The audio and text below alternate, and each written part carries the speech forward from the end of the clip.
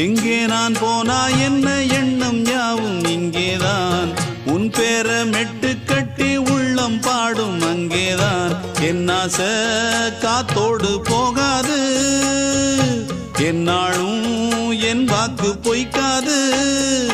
நான் ஏறிக்கர மேலிருந்து 8 தேச பார்த்திருந்து ஏங்கி ஏங்கி காத்திருந்தேன் காணல்ல.